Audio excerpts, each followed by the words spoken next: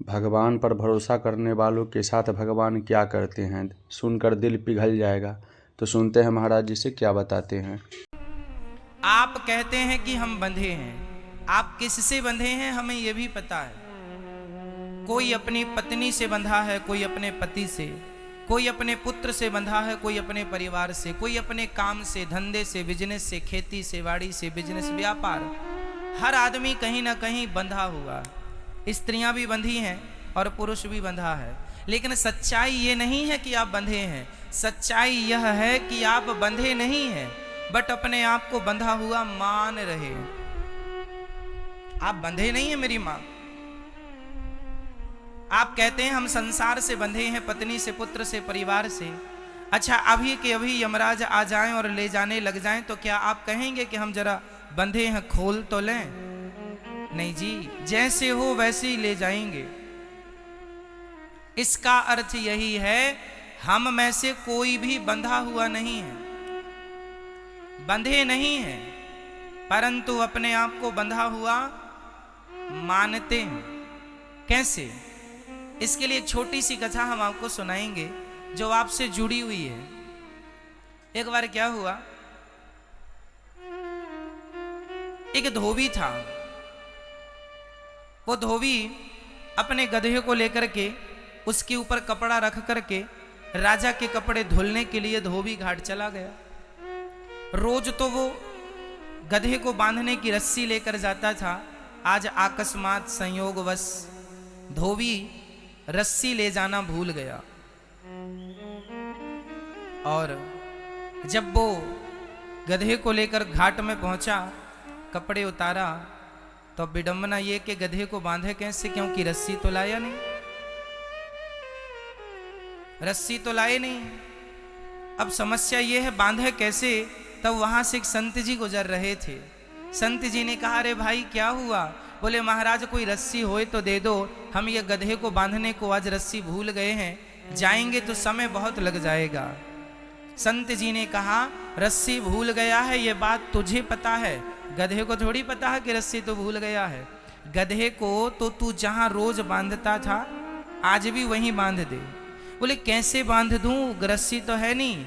संत जी बोले रस्सी से नहीं, जहां रोज खड़ा करता था वहीं खड़ा करके इसके गले में झूठ मूठ का हाथ डाल, जैसे तू रोज बांधता था आज वैसे ही बांधने का नाटक कर। धोबी गधे को जहां रोज बांधते थे वहीं खड़ा किया, उसके गले में हाथ डाला। अच्छा, गधे को क्या लगा कि मैं बंध गया। गधा एक कदम नहीं बढ़ा। धोबी ने सारे कपड़े धुल लिए और कपड़े धुलकर गधे के पीठ में रखा और एक लाठी मारी। अब गधा चले ही ना। संत जी को लगा ये गधे को हो क्या गया, चलता क्यों नहीं। दूसरी लाठी मारी फिर भी नहीं चला। धोबी को लगा कोई जादू तो नहीं हो गया। संत जी आए, क्या हुआ? बोले आपने क्या जादू कर दिया, गधा तो चलता ही नहीं।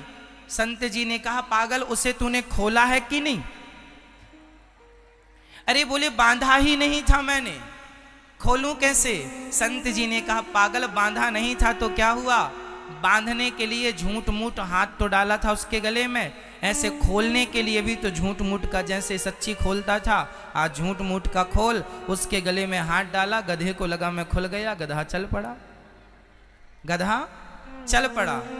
अब समझना यह है कि गधा बंधा हुआ नहीं था। समझिएगा, गधा बंधा हुआ नहीं था, परंतु उसने अपने आप को बंधा हुआ मान लिया। उसी तरह वो गधा और कोई नहीं है। बताओ कौन? कौन वो गधा? कौन? नहीं, हम आपको कैसे कहें? जैसे गधा बंधा हुआ नहीं था लेकिन उसने आपको बंधा हुआ मान लिया, उसी प्रकार आप में से कोई भी पत्नी, पुत्र, परिवार, किसी से कोई नहीं बंधा, लेकिन सारी जिंदगी बंधा हुआ मानते हैं। यही तो अज्ञान है। सारी जिंदगी आदमी अज्ञान में जीता है। अरे बड़ी बड़ी डिग्रियां प्राप्त कर लेने से आप ज्ञानी नहीं होंगे। आप अनेक सब्जेक्टों में पीएचडी कर लेंगे, इससे आप ज्ञानी नहीं होंगे। ज्ञानी कौन? जो संसार से मन को हटाकर भगवान में मन लगाए। सच्चा ज्ञानी वही है, वो जान रहा है कि संसार मिथ्या है, तो मिथ्या जगत में क्यों हम अपना मन लगाएं। ब्रह्म सत्यम जगन मिथ्या, उमा कहाँ हूँ मैं अनुभव अपना, सत हरि भजन जगत सब सपना। ये मिथ्या है, यहाँ मन लगाने से मिलना क्या है। इसलिए ज्ञानी वो है जो भगवान में मन लगाए, और मूर्ख वो है जो पत्नी पुत्र परिवार में ही मन लगाए रहे। तो आप लोगों ने हाथ किस में उठाया था कि हम बंधे हैं।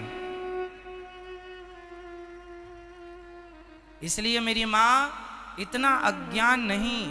आज आप परेशान क्यों हैं? आज आपकी परेशानी का सबसे बड़ा कारण यही है कि आप लोग ज्ञान की तरफ बढ़ते ही नहीं। आपने सारी जिंदगी अज्ञान में अपना जीवन गुजार दिया। आप में से बहुत लोग ऐसे हैं जिन्हें ये नहीं पता कि हमारा जन्म क्यों हुआ, जिन्हें ये नहीं पता कि हम जी क्यों रहे हैं। आकर के चले जाओगे, आप मर जाओगे, लेकिन आपको यही नहीं पता कि हमारे आने का उद्देश्य क्या था। आपको पता ही नहीं कि आपके आने का उद्देश्य क्या था, आपको नहीं पता। इसलिए आपको ये जानकारी, आपको आज ये दास अनिरुद्ध देगा कि हमारा मनुष्य का शरीर हमें ईश्वर ने क्यों दिया है। इसलिए कि हम संसार में रहें, पर संसार के बनकर ना रहें। हम ये नहीं कहते, हमारा कहने का तात्पर्य ये नहीं है कि आप पत्नी के संग ना रहो, पुत्र के साथ ना रहो, बिजनेस ना करो, व्यापार ना करो, ऐसा बिल्कुल हमारा उद्देश्य नहीं है। हम ये कहते हैं पत्नी के साथ रहो, पुत्र के साथ रहो, परिवार के साथ रहो, खेती करो, बिजनेस करो, व्यापार करो, परंतु ये सोचकर कि ये मेरा नहीं है, ये सोच करके कि ये सब कुछ भगवान का है। आप लोग अपना मान लेते हैं, ये मेरा है ना मैया, ये मेरा बेटा है, ये मेरी बेटी है, ये मेरी साड़ी है, ये मेरा घर है। यही अज्ञान है, ये अज्ञान है। आपका है कुछ नहीं। चलो आप बेटा बेटी छोड़ दो, ये बताओ कि ये शरीर आपका है, ये आपका शरीर, बोलो हाँ या ना। आपका है नहीं? कैसे कैसे नहीं है आपका? यदि आपका होता तो आपकी आंखों में कम दिखने लगा। आपका था तो आपको रोक लेना चाहिए था। हरी आंख क्यों बिगड़ रही है? ये शरीर आपका था तो बुढ़ापे में आपकी कमर में, घुटनों में इत्यादि जगह पर दर्द हो गया। आपका था तो आपको रोक लेना चाहिए था कि शरीर तू कहाँ मेरा साथ क्यों छोड़ रहा है। लेकिन अंत में परिणाम यही होता है कि ये शरीर का एक एक अंग धीरे धीरे करके हमारा साथ छोड़ता चला जाता है। अरे भाई, ये शरीर भी हमारा नहीं है। गहराई से विचार करो, गंभीरता से सोचो, ये शरीर भी हमारा है क्या? बोलो जी दादाजी, शरीर आपका है? हाँ या ना? सच्ची कह रहे हैं हम?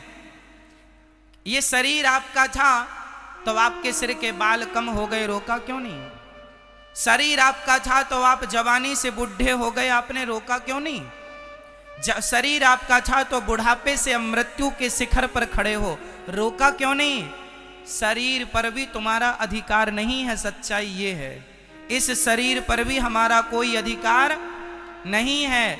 जब ये शरीर हमारा ना हो सका तो संसार का कोई भी पदार्थ हमारा कैसे हो जाएगा? पत्नी पुत्र परिवार हमारी कैसे हो जाएगी? यही अज्ञान है। मेरा ये नहीं है तो मेरा क्या है? मेरे तो गिरधर गोपाल दूसरो ना कोई, गोविंद मेरो है गोपाल मेरो है। संपत्ति सब रघुपति के आही, सब भगवान का है। ये सोच के जीवन यापन करना चाहिए और भगवान के हर निर्णय में प्रसन्न रहना चाहिए। जो भगवान दे रहे हैं उसमें खुश रहा करिए, क्योंकि आपके हाथ में कुछ नहीं है। कहने की बातें हैं कि हमने ये कर लिया, हमने वो कर लिया, ना, हमारा कुछ नहीं था, कुछ नहीं है, कुछ नहीं रहेगा। इसलिए ये मेरे हैं ये ना सोचो। कमल का पुष्प कीचड़ में रहता है, लेकिन कीचड़ की एक भी बूंद कमल के ऊपर नहीं होती, पानी की एक भी बूंद कमल पर टिकती नहीं है, जबकि कमल पानी में ही खिलता है। उसी तरह संसार में रहो, पर वैसे ही रहो जैसे पानी में कमल रहता है। संसार में रहो, पर संसार की कोई भी गतिविधि आप पर ना सवार हो जाए। संसार का कोई भी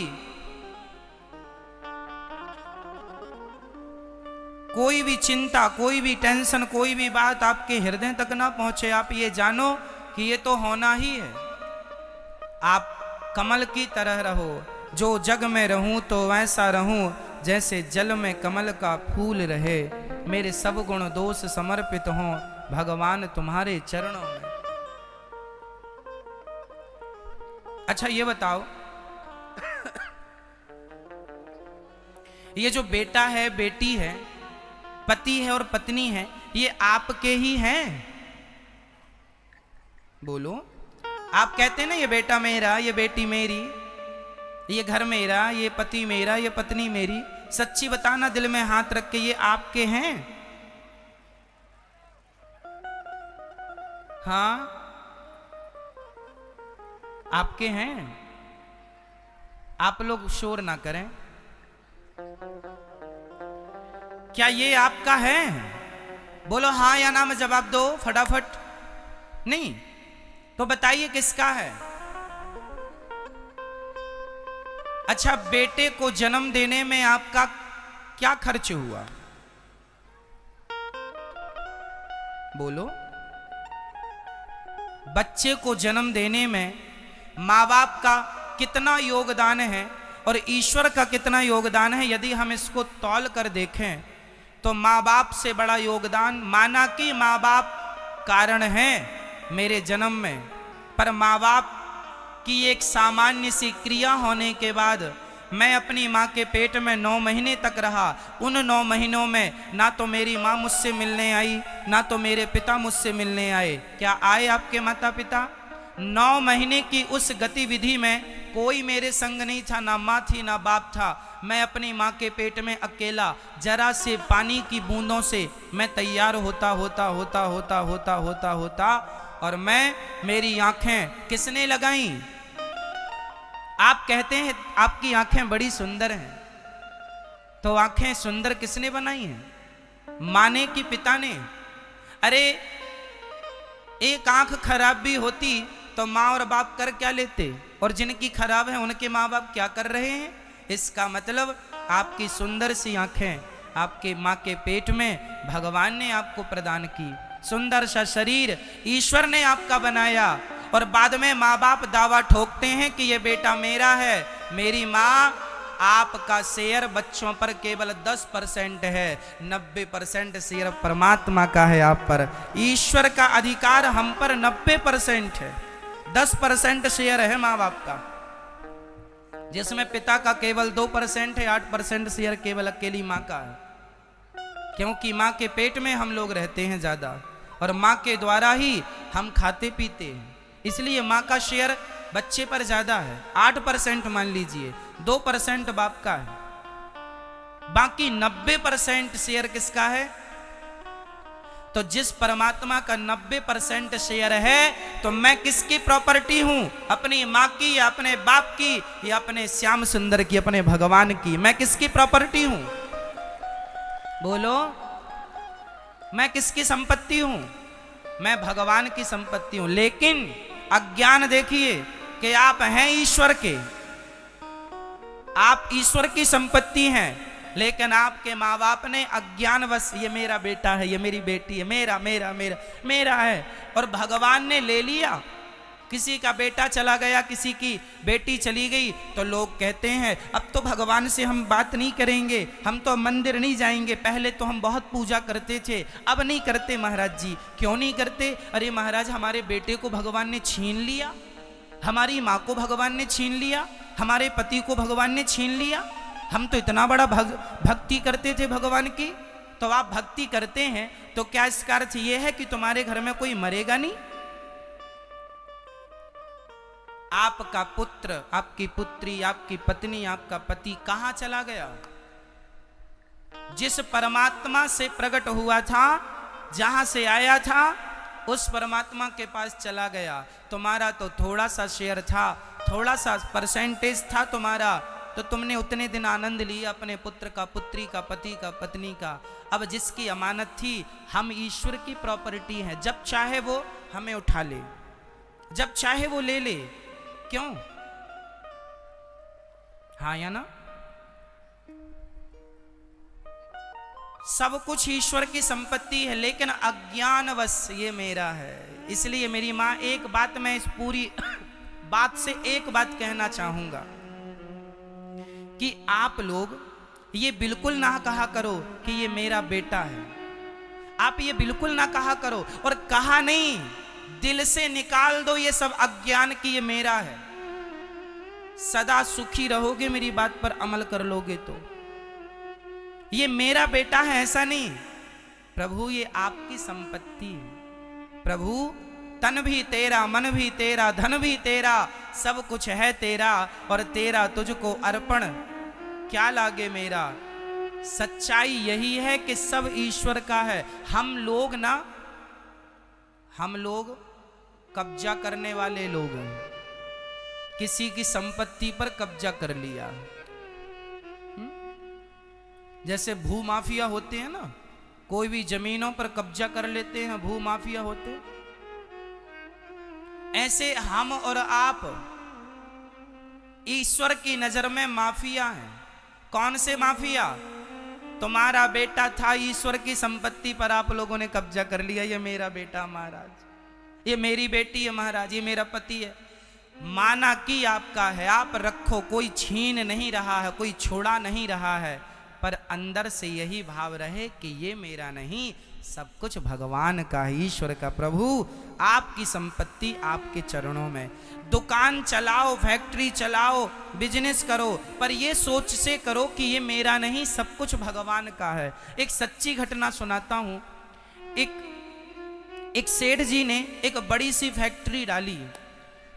सेठ जी को बड़ा नुकसान हुआ। उनने 8-10 करोड़ रुपए का लोन लिया बैंक से और बड़ी फैक्ट्री डाली, पर उनका इतना नुकसान हुआ कि वर्करों को देने का कोई पैसा नहीं बचा। कैसे वो तनख्वाह दें? बड़े परेशान हो गए, तो बाहर परेशान होकर अपने गुरु जी के पास गए। गुरु जी, मैं आत्महत्या करना चाहता हूं। गुरु जी ने कहा, राम राम राम राम, ऐसी बातें क्यों कर रहे हो? आत्महत्या क्यों? बोले, गुरुजी, मैंने अपने जीवन की सारी पूंजी लगाकर एक फैक्ट्री बनाई थी, उसमें इतना नुकसान हुआ कि अब जो कार्य करता है उन्हें भी देने को कोई पैसा नहीं बचा। अब मैं बर्बाद हो गया, इतना बैंक से लोन ले रखा है, चुका ना पाऊंगा, अब तो आत्महत्या ही मेरे सामने एक ऑप्शन बचा है। गुरु जी ने कहा, तो आत्महत्या मत कर, मैं तुझे एक उपाय बताता हूँ। हाँ हाँ गुरु जी, उपाय बताइए। तू करेगा? हाँ हाँ करूँगा। तो गुरुजी ने कहा, ये बता, वो फैक्ट्री किसकी है? बोला, गुरुजी मेरी है। वो जमीन किसकी है जिस पर फैक्ट्री है? बोला, गुरुजी मेरी है। गुरुजी बोले कि बस यही तेरी गलती है, उस फैक्ट्री से तू अपने आप को हटा ले, उस जमीन से तू अपने आप को हटा ले। ये मत कह के मैं फैक्ट्री का मालिक हूं। आज तू श्याम सुंदर को अपनी फैक्ट्री में ले जा और भगवान के चरणों में हाथ जोड़ के कहना, प्रभु आज से इस फैक्ट्री का मालिक मैं नहीं, आज से इस फैक्ट्री का मालिक आप हैं। मैं आपका दास हूँ, मैं आपका नौकर हूँ, मैं आपका चाकर हूँ। ये कह कर के उसने काम स्टार्ट किया। एक रजिस्टर बनाया, भगवान के चरणों में रखा। जो भी हाजिरी लगती वो अपनी भी भगवान को रोज हाजिरी लगाता। कितना आया कितना गया पूरा हिसाब भगवान को देता। प्रभु आज इतना आया, इतना गया, इतना प्रॉफिट हुआ, इतना लॉस हुआ, सारी चीज देखते देखते उसकी फैक्ट्री फायदे में आ गई। और करते करते आज उसकी 14 फैक्ट्रियां चल रही हैं। सब ये सोच के चला रहा है कि ये भगवान की। अभी तक ये सोच के कर रहा था कि ये मेरी है। अब किस सोच से काम कर रहा है कि ये सब कुछ, बोलो मेरी माँ, ये सब कुछ, जोर से बोलो, ये सब कुछ भगवान का है। तो क्या घटा इतना कहने से? इतना कहने से आपकी हर क्रिया भक्ति होगी। भगवान का चिंतन, कोई जंगल में जाना भक्ति नहीं है। कोई जंगल में जाके आप बैठ जाएं और सोचें भक्ति होना जी। घर में रहकर सारे काम करते हुए सोच भाव यही रहे, ये सब कुछ भगवान का है। अपने आप आपके जीवन में, आप में से कितने लोगों ने सत्यनारायण भगवान की कथा सुनी है? सबने सुनी है। तो सत्यनारायण भगवान की कथा में एक कथा आती है, कभी आपने गौर किया कि नहीं? हम आपको गौर कराते हैं। सत्यनारायण भगवान की कथा में एक कथा आती है, एक लकड़हारा जंगल से लकड़ी काट के आ रहा था। तभी एक पंडित जी के घर सत्यनारायण भगवान की पूजा हो रही थी। तभी उस लकड़हारे ने वहां बैठकर कहा, पंडित जी ये आपके घर क्या हो रहा है? पंडित जी ने उसे प्रसाद दिया, पंजीरी दी और पानी दिया। लकड़हारे ने पानी पिया, पंजीरी ली और पूछा, पंडित जी ये क्या हुआ आपके घर? उन्होंने कहा, मेरे घर सत्यनारायण भगवान की पूजा हुई है। तो लकड़हारे ने कहा, क्या ये पूजा मैं भी अपने घर में कर सकता हूं? तो पंडित जी ने कहा, बिल्कुल आप भी कर सकते हैं। तो लकड़हारा ने आज लकड़ी का गट्ठा अपने सिर पे रखा और ये सोच कर चला कि आज लकड़ियां बेचने से जितना पैसा मिलेगा, आज मैं उससे सत्यनारायण भगवान की कथा सुनूंगा। तो सत्यनारायण भगवान की पुस्तक में लिखा हुआ है कि आज उसे लकड़ियों के दूने दाम प्राप्त हुए। आज उसे लकड़ियों के कितने दाम प्राप्त हुए? क्यों? इसका उत्तर कौन देगा? आज उसे लकड़ी के दूने दाम क्यों मिले? क्योंकि अभी तक वो लकड़ियां इसलिए बेचता था कि मैं इस पैसे का मालिक हूं और मैं अपना पेट भरूंगा, अपने परिवार का पालन मैं करूंगा। लेकिन आज उसने सोच बदल दी और ये सोचा कि आज जो भी पैसा मिलेगा उससे मैं भगवान की सेवा करूंगा। तो लकड़ियों के दूने दाम मिल गए। जो ये सोच कर चलते हैं कि सब कुछ भगवान का है और मैं जो भी कमाऊंगा ईमानदारी से उस कमाई का 5-10% भगवान के लिए, परोपकार के लिए, धर्म के लिए कोई निकाले तो भगवान अपने आप उसका कई गुना बढ़ाते हैं। कारोबार, बिजनेस, व्यापार, सब कुछ भगवान के लिए करना है, सब कुछ भगवान का है। इस सोच से करेंगे तो तरक्की होगी। आज हम देखते हैं आज का आदमी जरूरत से ज्यादा लोभी हो गया है, जरूरत से ज्यादा लालची हो गया है। खूब पैसे हैं लोगों के पास, बहुत पैसे हैं लोगों के पास, लेकिन कहो कि भाई जरा सा दान करो, जरा सा पुण्य करो, तो निकलता नहीं है।